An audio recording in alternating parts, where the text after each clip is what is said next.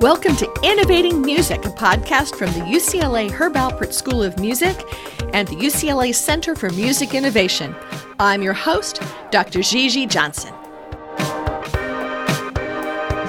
We are opening the doors wider for the next year of podcasts and taking a look at futures in music, both the systems that are changing or need to change, but also how this stuff is impacting live performance and community locally and globally.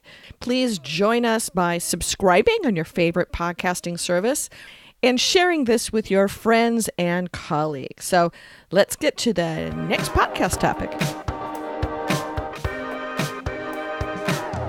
I had the fun at Music Biz in Nashville in May 2018 of meeting with Joe Conyers, and he shared his thoughts and experiences about many different international and domestic issues, including royalties for songwriters, rights, markets, and metadata issues. We talked about the impacts on streaming growth from cheap smartphones in urban markets across the world, ancient infrastructure and legacy systems from the 1980s, 90s, and 2000s. And we wrapped up talking about the futures of Alexa and terrestrial radio with a bit of an optimistic spin on the opportunities coming from the normalization and future glorious years of streaming in the future. So can you tell me, to start out, a little bit about what your company does and what its mission and adventure is? So Songtrust helps independent songwriters and music publishers collect their royalties from around the world. And we work with over 150,000 songwriters and over 20,000 music publishers. So when you create a song, if you write it with some friends or a band or whatever, you have rights to the songwriting as much as hopefully your other compatriots there. You have a percentage on the song, and we go out there and collect your money based on that song. You could try to do it yourself. It's going to basically take you a ton of paperwork, many, many hours of your day that you could be using to do creative stuff. And so we make it super easy. So this is, though, as a publisher, so you're doing this for other publishers as a publisher? Yes. So we act as their publishing administrator. So we're just like a service provider. We don't offer any creative services. So if that traditional publisher is really good at creative, they really want to go out and do A&R, and they want to get records from the songs that their songwriters are writing, or if they have artists themselves, they're going to go maybe collaborate with other songwriters. Maybe they're not good at the paperwork stuff, right? So we do that. It's very expensive these days to run the infrastructure of a traditional publisher. The math really roughly works out to, until you're making about $2 million in royalties, it's just not worth your time. And after there, if you're making more than $2 million... So if you're making less than $2 million, it's not worth your time to do it yourself? Correct. Because it's changed so much, because of streaming, because of the global side? What makes it not worth? Because I actually know a lot of songwriters who are doing their own stuff, who think that they're being very proactive and modern and forward-thinking. Yeah, I mean, if you have things going on around the world, it's never been more complicated to collect your money. And there's never been as many royalties. So you have this confluence of, well, there's a lot out there, but you only have so many hours a day. And so you can get a traditional publisher if you're a very lucky person and you get signed to a deal. Our parent company is actually Downtown Music Publishing, a traditional music publisher where we do A&R and creative services and pitch music for film and TV. And you guys are based where, or they're based where? So I work for both companies, and I'm the head of technology and digital for Downtown, and we're headquartered in New York, but we have offices in Tokyo, Sydney, LA, Nashville, London, Amsterdam, and Paris. So do you get to go and travel to all these adventurous spots? I do. I haven't been to Tokyo or Sydney yet, but they're on my list. I would really like to go, but we just opened those offices in the last 2 or 3 years, so I haven't had a chance to go.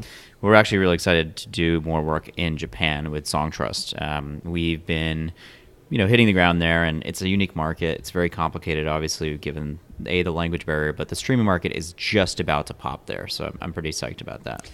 I really want to talk today about a couple of things. One is how you're looking to the future for what you're doing, especially given, as we're sitting here at the Music Biz conference in beautiful Nashville, where it's much cooler inside than outside right now.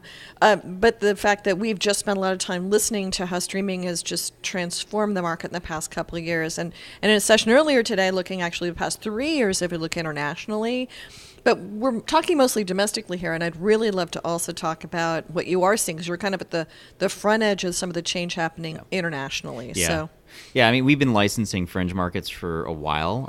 China has been difficult. India's coming back online, I would say. There was a Indian Performing Rights Society that was basically taken out by the government because the labels were stealing billions of dollars over the last 10 years, and now it's coming back online. So we're excited about that market as a growth market. We're seeing Indian streaming services get really good uptick. You just saw Savin merge with another one, creating kind of a monolith streaming service in India. We're out in the Middle East doing licensing. We're doing a lot of interesting things in Africa. We've got these third worlds are rapidly going to grow, and they're urban markets that are going to listen to music on their phone when they have cheap smartphones. As that trend obviously is happening, and you've got LATAM is pretty telco centric, so we license vis-a-vis there, in certain countries where there is money coming out. You mean where you can get the money out? Yeah, I mean, it's difficult as a U.S. company sometimes to get money out of like Argentina, so we have to use a partner. Or reinvest back in that country through someone else. Yeah, I mean, sometimes we'll partner. Venezuela, they can barely afford food at the moment, so I'm not really worried about trying to get my music royalties from Venezuela, unfortunately. And then places like Colombia, the society there is aptly named Psycho, and they're... Now, this is going to be publicly recorded. That's the technical name. Psycho, okay. It's it's just... It probably doesn't mean anything in Spanish, so it doesn't really... No skin off their back. So they've been investigated by their government, and I believe their tax authorities are clamped down on all their money. And there's some hard societies. Even Spain, there were 22 people indicted, I believe, a couple months back for a scam where they were playing music at like 5 a.m. with very light tones, and the TV stations were in bed with these music publishers there, and there's a whole investigation happening. So, as much as you think... So is it easier for this to happen in a streaming world where the volume has gone up by 2,000-fold, and now you've got more things to keep track of, and there's a bigger flow happening? Or is this always quote-unquote been this way, and it's just more obvious now because things are getting more translucent? Or is it not translucent at all, and that's part of the problem? Part of the problem is that a lot of these societies have aged infrastructure, and we've come in and been able to work with that and work around that and work with them to enable people who would otherwise probably not get money out of these territories to get money out of these territories. And now that there's just a bigger pool of money, it's worth going after. It probably wasn't worth going after your $5 in Greece by yourself, right? You're not going to go and sign up to the Greek society, although the Greek society just went bust as well. it's a bad example. But even in like Norway, are you going to go call up the Norwegian society, Tono, and say, hey guys, can I have my money? No, you're not going to waste it for $5. But joining Songtrust, it's just automatic, and you're going to get your $5 from there, from Sweden, from all these other places. And in the aggregate, it's worth it now because you have fans that are listening to your songs in far-flung territories, especially if you get playlisted. The playlists are global now. Mm-hmm. You're going to get streams somewhere else, right? And so you need to be prepared to collect money in those territories, maybe like you didn't before. And not just global, but specifically global, so that you're going to have playlists that are also within each of these territories as well. So this is helping you then track what's happening with all of those playlists from all over the world, or is that almost a separate dance that you're doing? Is that you're going to be able to see the digital dust come out the back end of it that you guys are tracking, as well as having then the actual usage? Yeah, I mean, you may not get that data from the songwriter perspective. You'll see that in your Spotify artist account or something, or your Pandora artist account, where you could see what territories you're getting streams, and maybe I do want to go tour in Estonia or something. I'll tack that onto my European tour because there's a bunch of people listening to my songs there. But that's not going to come through your publishing side. And that's what I was kind of getting to. So that for a lot of folks, they're thinking of all of their territories if they are on the performance side of the equation, if they're involved with the master. If you're involved on the songwriting side of it, what type of granular data on this changing international world do you actually get? It's sad how bad the data is from certain societies. And I think that's a function of legacy systems. A lot of the technology the societies have is literally from the 80s, 90s, and early 2000s. And it's creaking. It's hard to jam millions and millions, billions of lines, trillions of lines through a database designed in 1995. It's just there was never contemplated that would happen to them. We've worked with a lot of different aggregators of rights. Some PROs have come together to combine their back offices. There's a great company which we're the first publishing partner of and customer of, is a company called ICE that helps us collect royalties across Europe. We're innovating to make sure that we're effectively removing some of these societies that don't have the infrastructure to accurately pay out royalties in a granular fashion. So a lot of these societies they'll call it clipping the long tail. So they'll go down to 5,000 or 50,000 or 500,000 streams, and they just won't pay out on those streams until they aggregate up to that amount. And because I would assume the cost of actually delivering the money is more than it actually would be for those streams. It's even processing the data. They don't have the systems that can hit that longer tail. So if you go down to, you may only have to process for 50,000 artists or songwriters instead of 100,000 or 200,000 songwriters if you go down to a certain amount in certain territories. So backtracking though slightly for our listening audience, long tail referring to Chris Anderson's long tail model? Yeah, I mean, you think about long tail in the music community, you think about songwriters who are they're not hit makers, right? They may be one day, but they're getting tens of thousands of streams, hundreds of thousands of streams, maybe 1 million streams. That's probably where it kind of kicks in to be less than long tail and more closer to the mid tail. Yeah. Seems odd that has become small. Yeah, you mean 1 million streams seems like a lot? It would have seemed like a lot back 5 years ago. Yeah. Oh yeah. I mean, you got to think about it this way, right? If you can't get your mom to listen to your song 10,000 times, what are you doing? That's true. It used to be, well, what, your mom didn't buy a couple CDs and juice you up the charts, right? You got to have a couple fans, right? You really think about getting playlisted in any sort of, let's call it top 1,000 playlist, which I think is obtainable for a lot of people. Mm-hmm. You're going to get some material stream counts, and that's where Songtrust comes in, right? You really need about 250,000 streams to break even on Songtrust across all the services, and that's going to really dramatically decrease over the next coming years because the Copyright Royalty Board has issued a rate change that will increase royalties 43.8% over the next 5 years. It was a great time to become a collecting songwriter and not just do it as a hobby. It's hopefully going to be more and more part of your career as a musician. You'll be earning more and more money from the side of your work, and that's why we're really excited about the next few years because we're going to take the redheaded stepchild music industry, the songwriter, and make them a lot more money. We're going to get them actually paid on a line-by-line basis as much as we can. We talked about the granularity of the data. We're pushing the services to get more and more granular. Sometimes they just want to write a big check and say, "Go away, publishers. You just take this check, divide it out by all their other earnings, and pay them that," instead of saying, "Well, give it to the accurate uses." Mm-hmm. And we're a big proponent as a company. We want to see the most accurate uses because that ends up with the long tail getting paid more of what they're owed, right? So it's not this kind of dreaded black box that I think a lot of people talk about in the music industry where they write a check and they divide it out by market share. Which tends to be self-reinforcing. Yeah. So then the big artists continue to get the bigger share because they've had it in the past.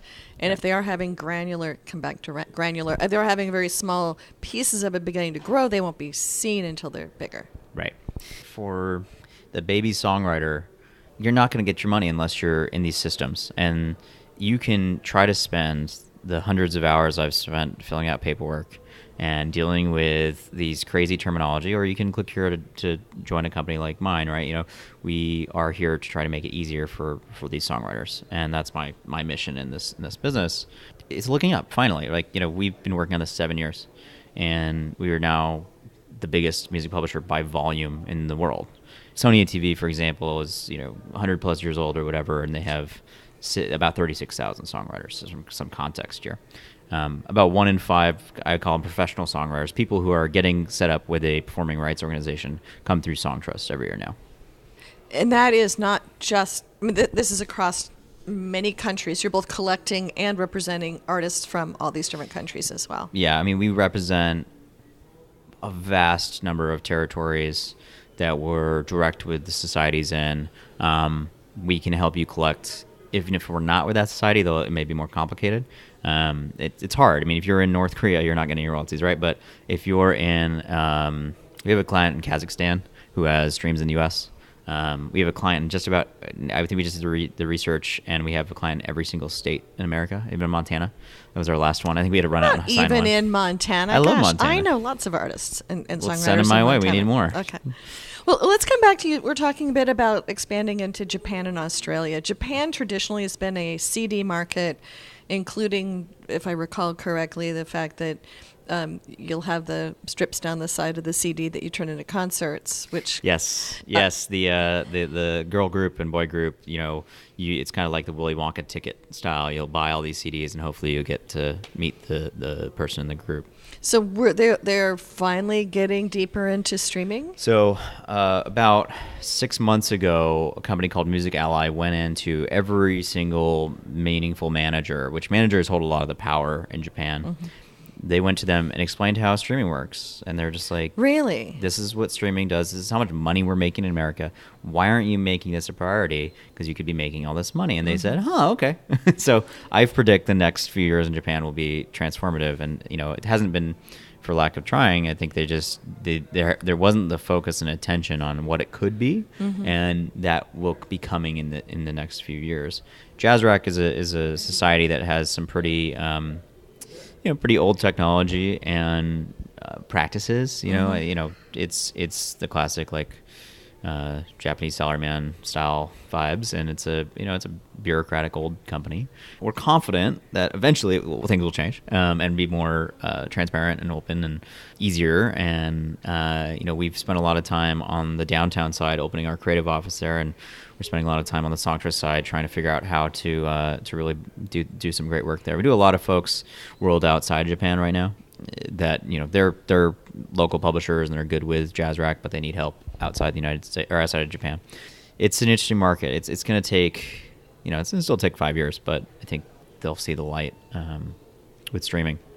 So years ago, on some of these things, I've been doing them for longer than others. One is that I helped fund earlier cellular telephone in the United States. I'm on career 9 myself or something like that. And at the time, we were looking to Finland and Norway and et cetera to see, well, this is where the business will be going. Can you do the same thing now? I was in Sweden and Norway back in the wintertime, and we were talking with folks about how incredibly high the penetration was for streaming there. Are there different things to learn for songwriters in those markets where it's already even, we're in the 80-90% streaming in some cases? Is it different there for songwriters? I think, there's a different culture of songwriting outside of the United States and outside of even Canada. I think, you're in those territories, especially in Nordics, they're taught the songwriting craft earlier in their kind of musical careers.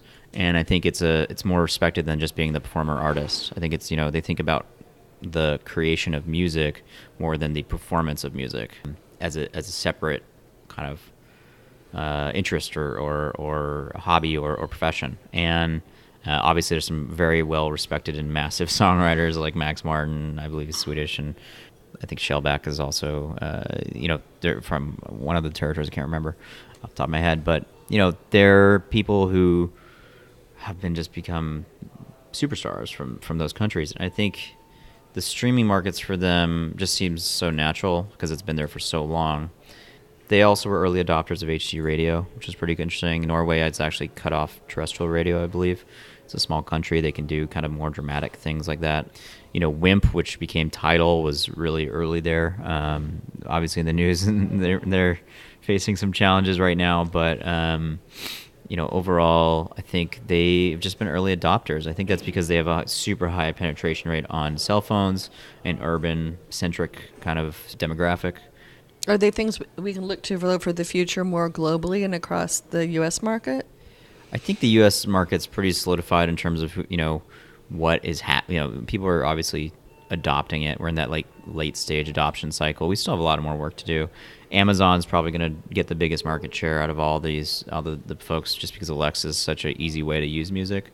And you think about the kind of lazy lean back listener who may just listen to classical music or jazz, who would just normally flip on the radio. They're going to just switch to using their Amazon Prime account, and once they really click in, I can just do that instead of having to walk over the radio station. Is literally easier.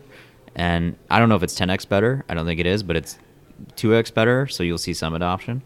I think the other big innovation is going to be time. We just need more time. I mean, it's but we're taking so much time. We're spending a good hour extra in the past 2 years per day talking to our cell phones and through our cell phones and having it talk back at us. I mean, time because we're going to spend more time with music, more time spent listening? Yes, or? I think time spent is going to go up because it's just so much more easy to turn the music on. You just yell at Alexa.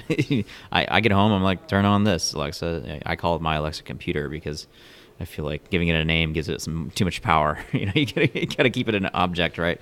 I'll go home and I'll say, computer, turn on David Bowie or something, and it's just it's just organic, instead of having to walk over and switch a station or put on a CD. Used to be, or even just go to your computer or lift up your phone and pick a song. You just say, what's on your mind? It's just so natural, and it's the best user interface for music. So how does that then deal with there's a great panel on this morning here, actually I think a couple so far, about the metadata going into those. How does that work with your information coming from your systems in as to anything from disambiguation of a badly labeled song to mood to sort of adjacency to other artists? How does that tag through, or is that part of your dance, or is that the master's dance to deal with? That's definitely the label side, because it's part of marketing, the content, right? Picking out the mood, the genre. What we're pushing hard on is to see songwriter metadata take a more kind of front foot on platforms. And you saw Spotify added composers. We've been a big proponent and have been asking for many years for that. And Pandora, I think, also has. Pandora, I believe, has as well. I can tell you're going to see more DSPs in the next couple of years, because we've been really up their craw about it. Mm-hmm. And it's exciting. It's Spotify didn't come without a lot of challenges. They have risk that they had to mitigate in the Section 115. That data that's on the actual site right now is not the publisher's record data, right? It's actually the label data. So that data is bad, it turns out. And it's bad because the artist may not know the right writers of the song. I know this sounds crazy probably to some people, but you'll write a song, you'll release it, and you'll say, I forgot. Yeah, we worked with so-and-so on that. Or we haven't confirmed the splits. We have some cuts on the latest Kendrick Lamar Damn record. The splits took like a year to suss out. I mean, they're negotiating, right? And as the record gets bigger, their negotiating position gets bigger. Well, at what point in time does that then finalize? When they finally want to get paid. They're not going to get paid until they confirm the splits. So when they need the money and they feel like maybe they've abused their negotiation position long enough, it's an awkward dance, right? It's a creative process. You're in a studio and you have a special moment with someone. What is it worth when you change Ferrari to Lamborghini? Is that worth 5%? Is that worth 1%? What about if you just smell good in the studio that day or the artist wanders in, or somebody exactly. that you want to have as the right name walks in? Yeah. And that's the smell good joke, right? It's not to explain it, but we hear time and time again of certain artists they'll come in and record a record and they'll say, I want splits on this, and they didn't write anything on it, but they're going to get it because they're the big star. So, configuring that going back to configuring the metadata, the label side is really going to, I think, sort out what are the tactics and what are the ways to get noticed better on Amazon, Alexa, and other Google Home and all those other platforms. And you just have to ride along with that? Yeah, there's nothing we can do, really, other than, push the DSPs to recognize composer data, so you can say, hey, play me songs that were written by the same songwriter on this song. That would be great, right? You know, that you could say, hey, play me songs by Benny Blanco. Is one of we worked with him to acquire a lot of his catalog years ago, and it'd be great if you could just listen to his hits. They're really great, and you'd have a theme, and you'd see the artistry between the songs. If you think about the same thing when it comes to who's the drummer on this song, who is the guitarist, who produced this record, you know, those are all things that are really hard to get right. Because the metadata has just been lost by the wayside. You used to have to create really nice looking liner notes, and they had these full schedules. But they still weren't searchable. They were offline, and you had Discogs trying to do God's work, collecting all this information, and you had the kind of crowdsource model there. And I think Discogs is in a very interesting place as an organization. I forget if it's a nonprofit or not. I think it might be for profit, but it kind of has the opportunity to be the IMDb of the space. They have a good chance as anyone. I think everyone wants to be that right now. You've got, I think TiVo's Rovi vis-a-vis Rovi is in the space. Grace Note and Nielsen are working on, you know, products that basically serve this market for various end users, you know, whether it be in the car or exposing this metadata to other maybe smaller DSPs or other folks that want this enriched data. There's a bit of a land rush happening, I think, right now. And that's happening here at this conference, actually. I think they're all kind of coming to the conclusion that they need to enrich their metadata beyond just the artists, the pictures, maybe a bio and a blurb about the artist and the song. They need this kind of melody data. They need data around what mood it might support. Well, especially as the advertising largely is getting to be mood-driven. That's also true. You know, the audio ad market has, I think, maybe this is the next, say, 14 months are going to be the most important for that market ever. I mean, you know, they have finally convinced terrestrial radio people that they're not important. They've decided that the advertising market for terrestrial radio is just not a good deal anymore, and those rates are starting to decline, and you're seeing it.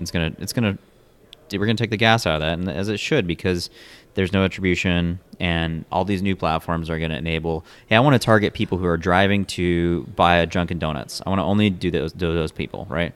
You can't do that on terrestrial. Well, the ad market was so used to not having that data and having to do survey data to find out who was even listening. And now whether you can Shazam the song or you can get all that data from a digital listening experience, I think we're finally retraining advertisers to kind of go, well, wait, what am I getting? And attribution's getting to be more demanded. Yeah. So. I mean, the level of just the in-car, out-of-car, you know, that alone is a very, very valuable thing to advertisers that they never had that ability to target at. And I just can't. In-car, out-of-car, that I'm driving to some place to actually buy stuff.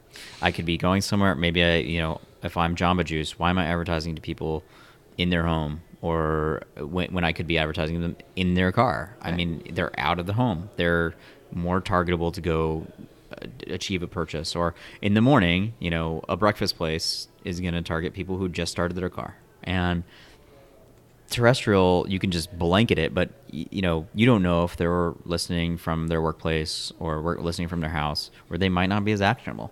And I'm super excited about that because it should raise CPMs on ads, and so the cost per 1,000 should get to be better than on right. the digital side to make up for the money coming out of the terrestrial radio. I certainly hope so. Yeah, and I think I'm not really worried about the decline in terrestrial radio. I think it'll still be there for 5, 6, 7, 8, 10 years.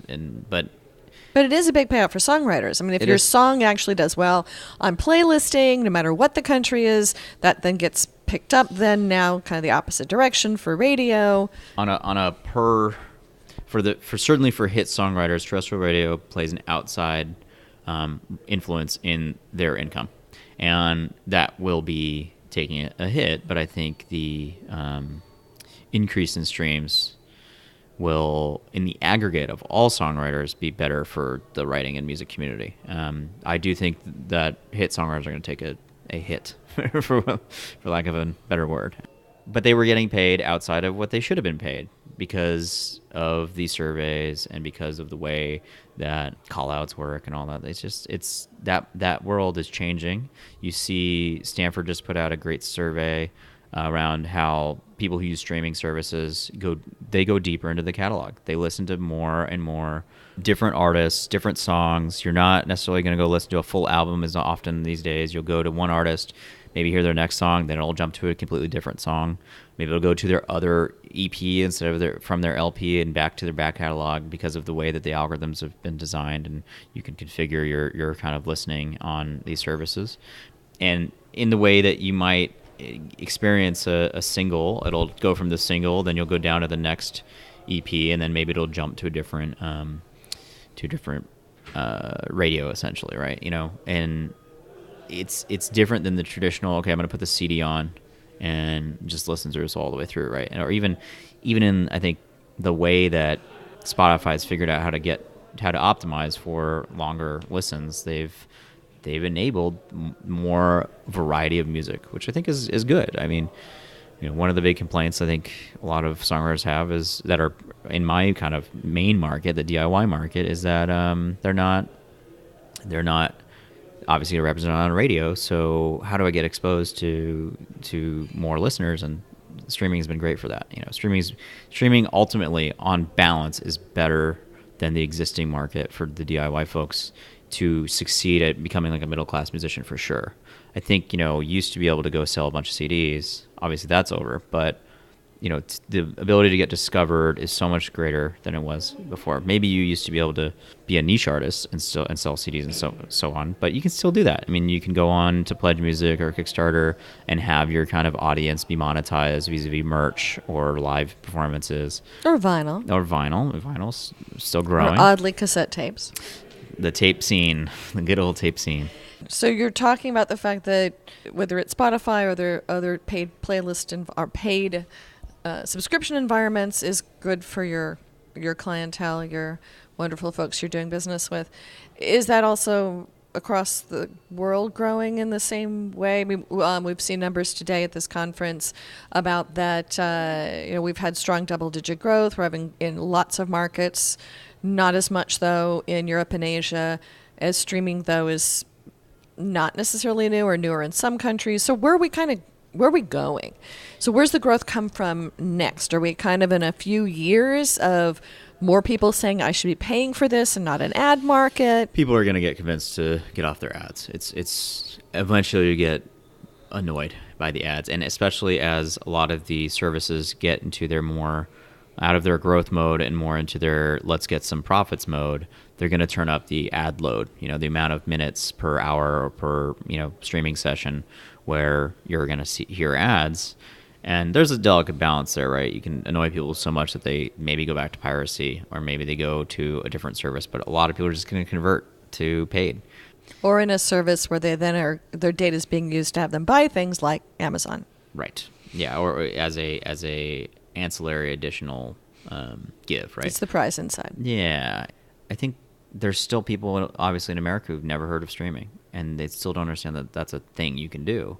It's just going to take more time, and that's the same thing around the world, and it's just not contemplated that, it's something different than radio. Like a lot of people are just radio listeners. That's how they consume music. It's only in their car, and they don't listen to music at home.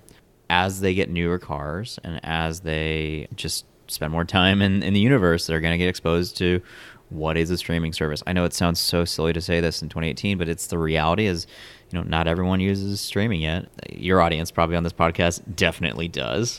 But I mean, I talked to my Uber driver today. He didn't know what Spotify was. That's where we're at still. And yet we heard today from Ford that they're going to sunset having CDs in cars. Oh yeah. I mean, that's writing on the wall. There's just, it's a moving part. From them, they're making so many of these things. They're not going to be able to find an optical supplier eventually that can hit their scale. Well, they're saying actually that they have really big breakage rates and like repair problems with it. So that you're having, considering it's a non-use item for a lot of people, that you have then problems with it. So then they have all sorts of follow-on issues that if it's not needed anymore. Yeah, you can imagine they must have done the analysis. Well, for every person who brings in their CD player that's broken, and then they also say, well, this is also broken. That costs us this much in warranties. And they said, all right, kill it. Got to get rid of that. Some bean counter was all over it, I'm sure. What about sunsetting for downloads?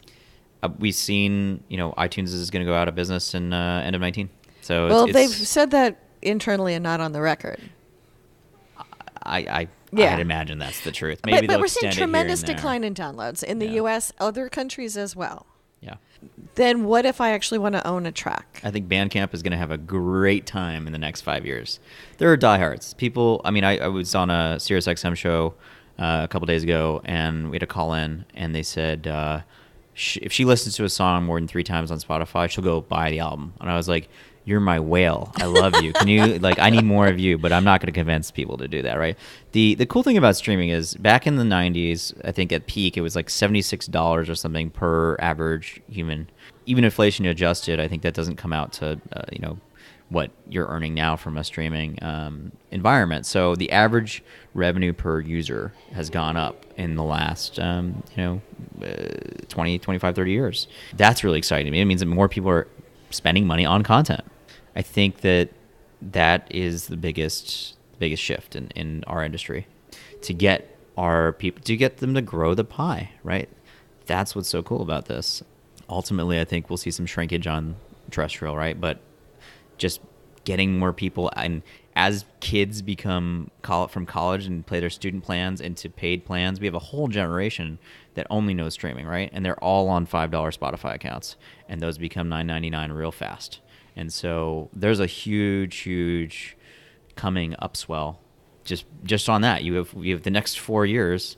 We have, probably 8, 10, I don't know how many college kids there are, 8, 10 million probably.